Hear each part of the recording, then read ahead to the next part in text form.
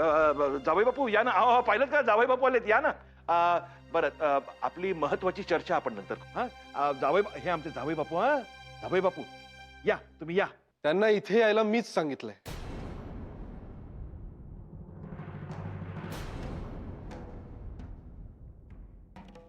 नाही म्हणजे जे काय व्हायचं असेल ते समोरासमोर होऊन जाऊ दे, नाही का? खरं तर सुरुवात कुठून करावी, कशी करावी तेच कळत नाहीये मला. नाही तुम्ही वडीलधारे आहात ना, त्यामुळे जरा अवघड जात आहे. नाही मी जाब नाही विचारू शकत आहे मी तुम्हाला. हा पण मुलगा या नात्याने शंका नक्कीच विचारू शकतो, है ना? मला काय म्हणायचं आहे नक्कीच लक्षात आलंय तुमच्या. तुमच्या हे सगळं प्रकार कळला ना मला, तेव्हा सगळ्यात आधी शॉक बसला. आणि टू बी फ्रँक आता मला प्रचंड राग येतोय.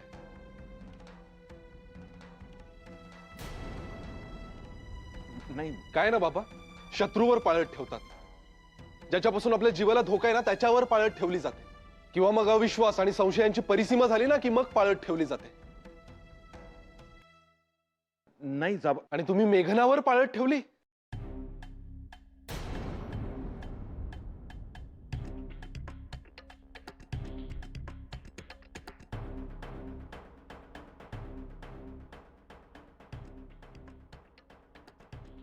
शॉक बसला मला.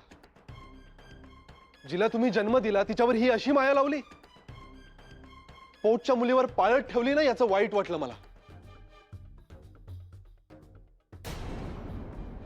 आणि राग याचा येतोय की जिच्यावर तुम्ही पाळत ठेवली ती मेघना आता देसायांची सून आणि माझी बायको आहे.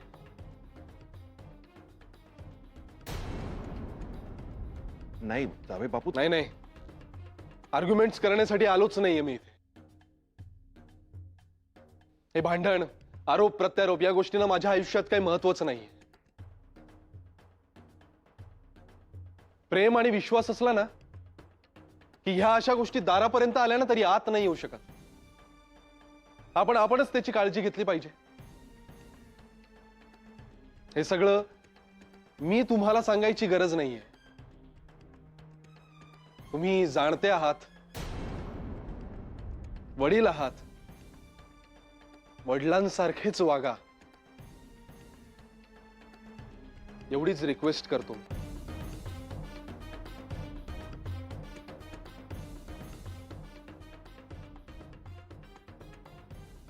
येतो.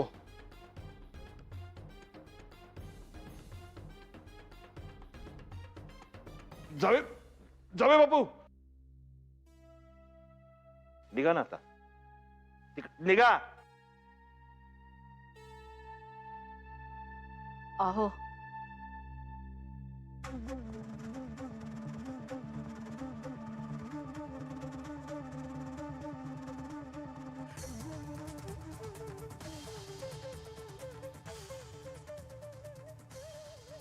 हॅलो मेघना बोलतेय, कुठे आहेस तू? हा मी आले लगेच. बाय. रिक्षा.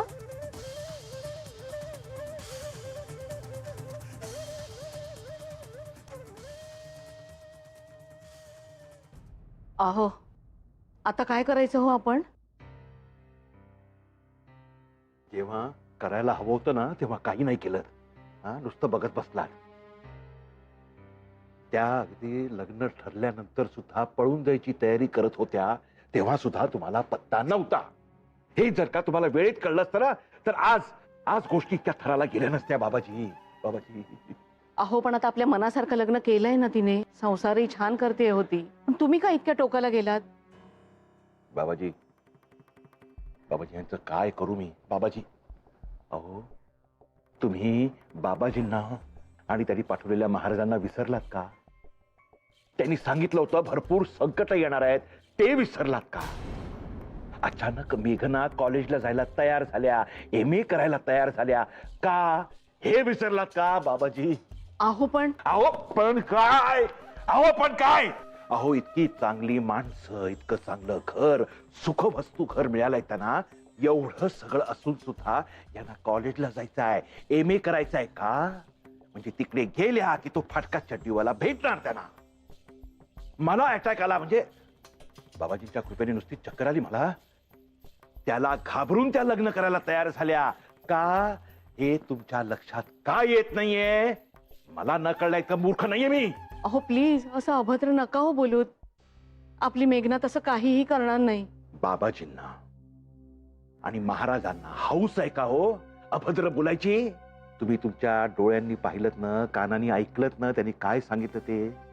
हे बघा, मेघना त्या फाटक्या चड्डीवाल्या बरोबर पळून जात नाही ना, एवढीच खात्री करायची होती ना. त्यासाठीच केला ना खटाटोप सगळा. ए एवढं रामायण होईल काय कल्पना होती हो? अहो पण आता काय करायचं ते सांगा ना. जावयांनी तर घरी सगळ्यांना सांगितलं असेल हो, आणि मेघनाला सुद्धा विचारलं असेल. अरे देवा. अहो देसाईंनी आपल्याला घरी बोलावून जर विचारलं की मेघनावर तुम्ही अशी पाळत का ठेवत होतात, तर काय सांगणार हो आपण? बाबाजी बाजूला म्हणा. बाबाजी बाबाजी बाबाजी बाबाजी बाबाजी बाबाजी आदेश द्या. बाबाजी आदेश द्या. तुम्ही म्हणाल ते करीन बाबाजी, पण ह्या संकटातून वाचवा बाबाजी. जय हो जय हो बाबाजी जय हो. देसाईंना आम्ही सांगितलं होतं की महाराजांनी सांगितलंय मेघनांवर संकट येणार आहेत म्हणून. जय हो बाबाजी जय हो. म्हणून त्यांच्यावर लक्ष ठेवायला माणूस ठेवला असं सांगणार बाबाजी. बाबाजी असंच लक्ष असू द्या बाबाजी. बाबाजी जय हो बाबाजी. मेघना, अगं पटकन सांग मला काय झालंय ते. तू इथे अशी अचानक येते म्हटल्यावरच मला टेन्शन आलंय. अगं उलट माझं टेन्शन थोडं तरी उतरलं म्हणून सांगायला आले तुला. तुझ्याशिवाय कोणाकडेच काहीच शेअर करू शकत नाही मी. हो अगदी बरोबर आहे मेघना, पण सांग ना काय झालंय. माझ्यावर पाळत ठेवण्यासाठी बाबांनी माणूस नेमला होता. काय सांगतेस काय? हो अगं पण आता सगळं व्यवस्थित चाललंय ना? अगं मी कॉलेज पुन्हा जॉईन केले MA पूर्ण करण्यासाठी. तू कॉलेज जॉईन केलेस हे नाही मला माधवीने सांगितलं. ते कसं काय बोलतील तुला? त्यांना मुळे आवडलेलंच नाहीये माझं कॉलेज पुन्हा जॉईन करणं. बघ तुझ्याही मनात तेच आलं ना? नाही तसं नाही ग मेघना. आई वडील एकदा पोळले गेले ना की प्रत्येक गोष्ट ते काळजीपूर्वकच करतात. अगं म्हणून पाळत ठेवायची, माझ्यावर पाळत ठेवायची. केल्या ना सगळ्या गोष्टी मी तुमच्या मनासारख्या, तरी तुम्ही असं करावं? आणि मावशी कमाल आहे तुझी, तूही त्यांचीच बाजू घ्यावीस.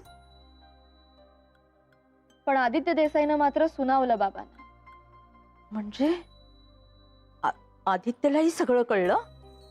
त्यालाच कळलं. अरे देवा. आणि त्याने तर त्या पाळत ठेवणाऱ्या माणसाला बाबांसमोर नेऊन उभं केलं. शेवटी बाबांच्या सगळ्या वागण्याचा कोणीतरी जाब विचारला, ह्याचाच खूप आनंद झालाय मला. पण हे बाबांचं वागणं मला बिलकुल आवडलेलं नाही हा मावशी, बिलकुल नाही.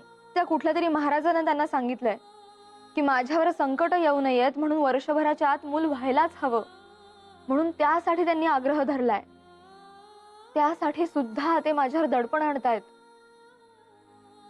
हे सगळं खूप पेनफुल आहे ग मावशी.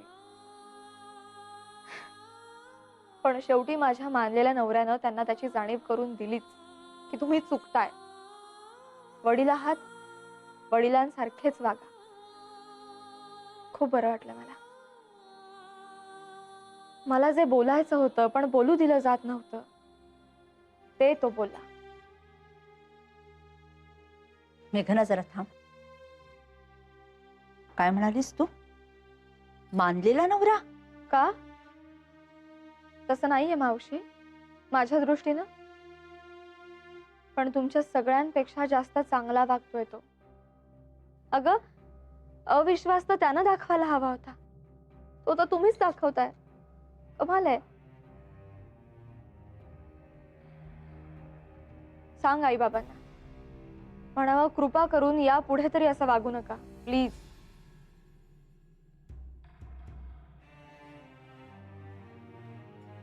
बापरे. पाळत, आदित्य, सुरेशरावांनी कोणत्या भीतीपोटी पाळत ठेवलीये हे सुद्धा मेघनाच्या नवऱ्याला कळलं असेल का? अरे देवा. माई, अरे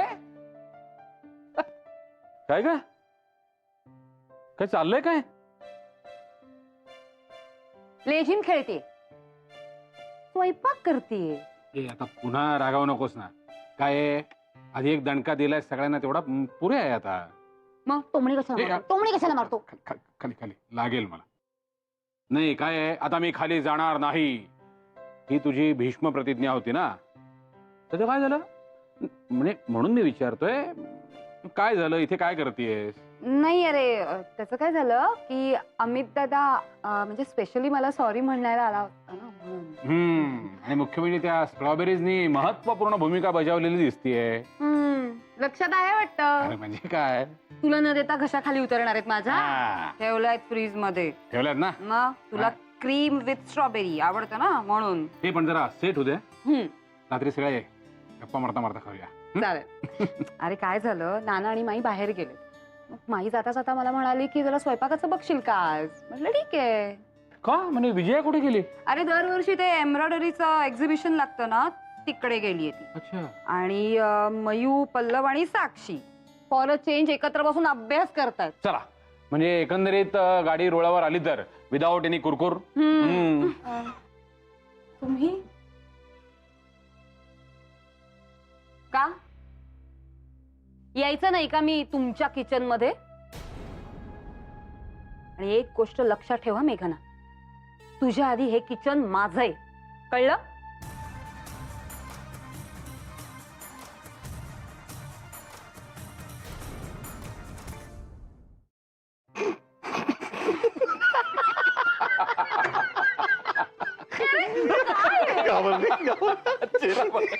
अरे काय आहे तुम्ही, जराही धीर धरवत नाही ना तुम्हाला? हा, मी अजून घाबरवणार होते तिला.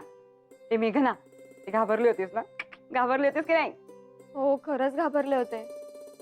म्हणजे आणखी थोडं बोललं असतात तर रडायलाच लागले असते बहुतेक. नाही, ते तू वेगळं सांगायची गरज नाहीये. या घरामध्ये आल्यापासून तुझं हसणं कमी आणि रडणं जास्त चालू आहे. काय? आणि या सगळ्याला आदित्य जबाबदार आहे. काय रे? ऍब्सोल्युटली.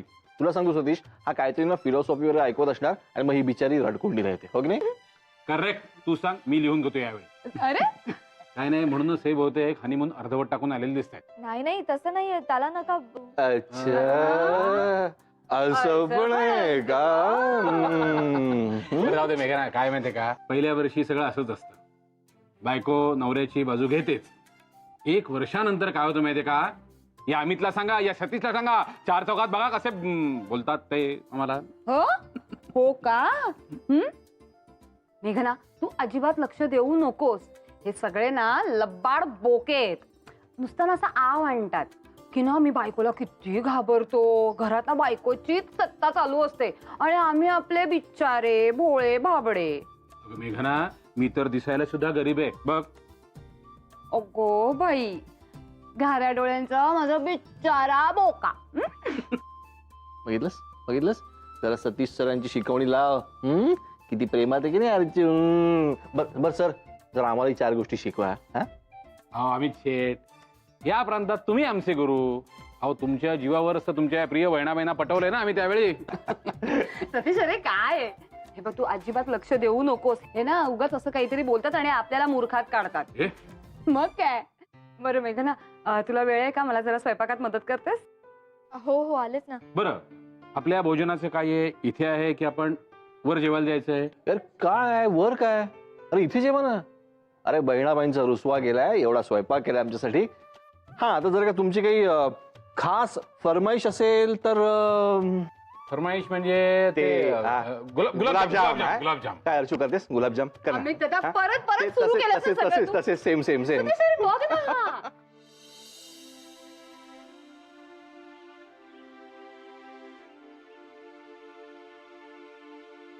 या बायकांची टोटलच लागत नाही कधी कधी.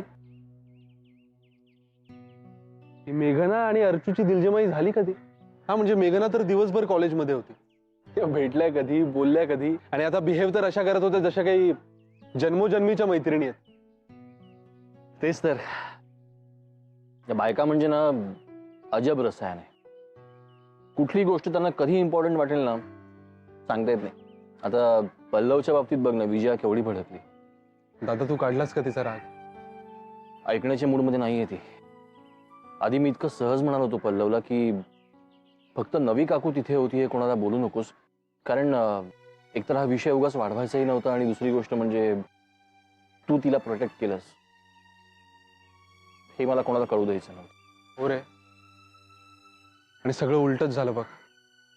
पण गलती मेरी आहे बॉस.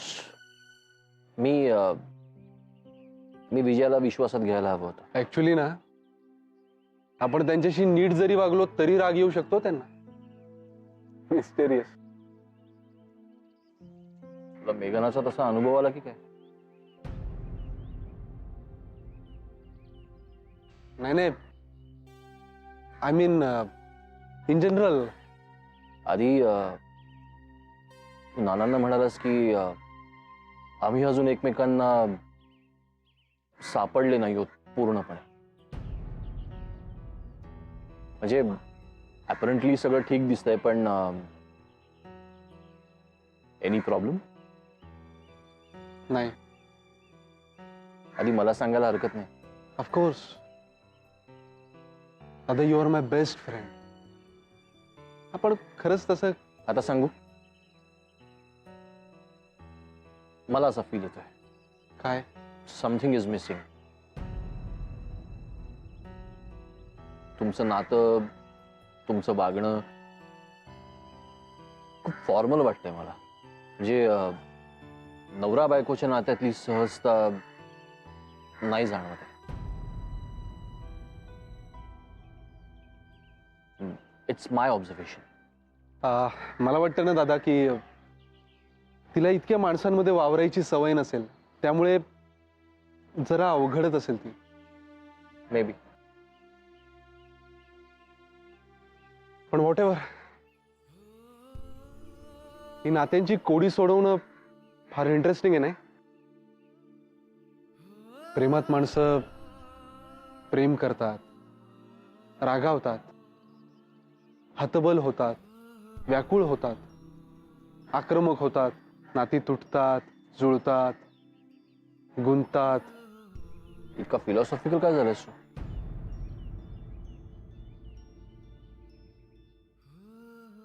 I don't no.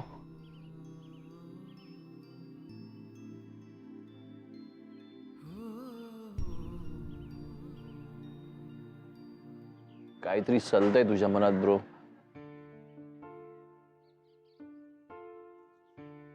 इथे जाणवत आहे. Whatever it may be, पण सांग मला.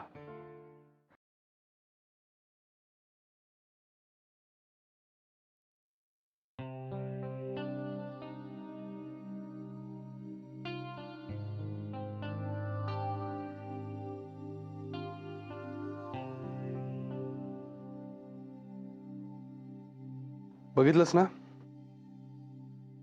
अर्जुचा राग कसा पळाला ते? आता कम्फर्टेबल आहेस ना तिच्या बरोबर? हो. आधी थोडी घाबरलेच मी. आधीच मला यायला उशीर झाला होता आणि त्यात मी त्यांना विचारलं, तुम्ही इथे किचन मध्ये? म्हटलं आणखी चिडतात की काय. पण नाही, आता सगळा राग शांत झालाय त्यांचा. अरे हो, आज उशीरच झाला ना तुला कॉलेजवरून यायला? हो, म्हणजे लेक्चर्स पण थोडी जास्त होती आणि म्हटलं ती संपून आईकडे पण जाऊन यावं. मग काय, गेले होते आईकडे. हा, पण ज्यावेळी तू तिथे होता त्याच वेळी. मेघना, तू. मी ऐकलंय सगळं. मी रागाच्या भरात तुझ्या बाबांना काही कमी जास्त बोललो असेल तर आय मीन. नाही, नाही. उलट बाबांनी जे केलं ते ऐकून मलाच शॉक बसलाय. उलट त्यांच्या वतीनं मी तुझी माफी मागते. And thank you so much for what ever you did. त्याची आवश्यकताच नाहीये. जे काही घडलं ते आपल्या सगळ्यांसाठीच एम्बॅरेसिंग होतं. पण ठीक आहे, नाउ इट्स ओव्हर. आणि आता तू बिलकुल विचार करू नकोस हं त्याचा. हे सगळं माझ्यामुळे घडतंय. हेच हेच मनातून काढून टाक मेघना. अगं तू काहीच चुकीची नाही वागलेली आहेस. तुझ्या घरच्यांच्या दडपणामुळे तू माझ्याशी लग्न केलंस, पण माझ्याशी खोटं नाही वागलीस तू. आणि आता त्यांचं, माझ्या घरच्यांचं, किंवा वेल जसं तू म्हणाली होतीस तसं माझंही दडपण घेऊ नकोस. तुझा मार्ग तुझ्या बळावर शोध, without any guilt. And now you have to promise me one thing. काय? मगाशी सगळ्यांबरोबर असताना जशी हसत होतीस ना, तशीच हसत राहशील नेहमी. आता ते रडणं वगैरे नको, है ना? प्रॉमिस. प्रॉमिस.